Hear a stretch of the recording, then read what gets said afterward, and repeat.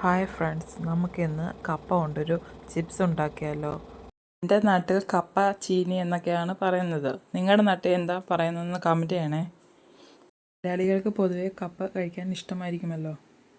എൻ്റെ കുട്ടിക്കാലത്ത് എൻ്റെ വീട്ടിൽ പറമ്പുകൾ കപ്പയൊക്കെ നട്ടിട്ടുണ്ടായിരുന്നു.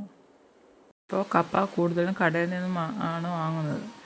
മക്കൾക്കും കപ്പ ഇഷ്ടമാണ്, പക്ഷെ വേവിക്കുന്നതല്ല, പുഴുങ്ങുന്നതാണ് കൂടുതലും ഇഷ്ടം. കപ്പയുടെ കൂടെ ഉണക്കമീനും ചമ്മന്തി ഉണ്ടെങ്കിൽ അവർക്ക് കഴിക്കാൻ ഭയങ്കര ഇഷ്ടമാണ്. വൃത്തിയാക്കിയ കപ്പ ഇതുപോലെ കട്ട് ചെയ്തെടുക്കണം. വേണം കട്ട് ചെയ്തെടുക്കാൻ.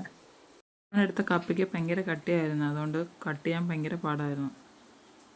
ഞാനിവിടെ കപ്പ റൗണ്ടിലാണ് കട്ട് ചെയ്തെടുത്തിരിക്കുന്നത്. ഈ വീഡിയോ കാണുന്ന കപ്പ ഞാൻ ഷേപ്പില്ലാതെ പല രീതിയിലാണ് കട്ട് ചെയ്തിരിക്കുന്നത്. കപ്പയെല്ലാം ഇതേപോലെ നീളത്തിൽ കട്ട് ചെയ്തെടുക്കണം. ഞാൻ ഇവിടെ കുറച്ച് കപ്പയെ എടുത്തിട്ടുള്ളൂ. കട്ട് ചെയ്ത കപ്പ നല്ലപോലെ കഴുകിയെടുക്കണം. ശേഷം കപ്പ അടുപ്പിൽ വെച്ച് നമുക്ക് വേവിച്ചെടുക്കാം. നല്ല വേവ് വേണ്ട, ചെറിയൊരു വേവ് മതി.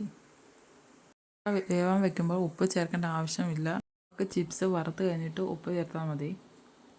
കപ്പയ്ക്ക് വേവ് കൂടുതലായിരുന്നു, അതുകൊണ്ട് കുറച്ച് നേരം അടുപ്പിൽ തന്നെ വെച്ചിരുന്നു നല്ല വേവാൻ വേണ്ടി.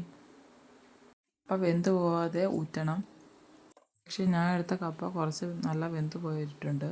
ഊറ്റിയ കപ്പ വെള്ളം വാർന്നതിന് ശേഷം വേറൊരു പാത്രത്തിലേക്ക് മാറ്റണം. വെള്ളം നല്ല വാർന്ന് പോകണം, അല്ലെങ്കിൽ എണ്ണയിടുമ്പം പൊട്ടിത്തെറിക്കാൻ സാധ്യതയുണ്ട്. നല്ല വെന്തതുകൊണ്ട് എത്രത്തോളം ശരിയാവുമെന്ന് അറിയില്ല. കത്തിച്ച് വേറൊരു പാത്രം അടുപ്പിൽ വയ്ക്കുക.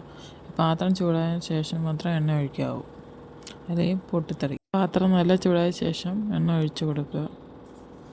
എണ്ണ നല്ലപോലെ ചൂടാകണം. അതിന് ശേഷം നമുക്ക് കപ്പ ഇട്ട് കൊടുക്കാം. കുറേശ്ശെ ഇട്ട് കൊടുത്താൽ മതി.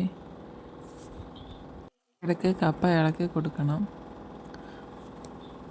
ഹൈ ഫ്ലെയിമിൽ ഇട്ടിട്ട് തിളച്ച് വരുമ്പം കപ്പ ചെറിയ തീരിട്ടാണ് വേവിച്ചെടുത്തിരിക്കുന്നത്. ഇതുപോലെ പരുവാകുമ്പം നമുക്ക് കോരിയെടുക്കാവുന്നതാണ്.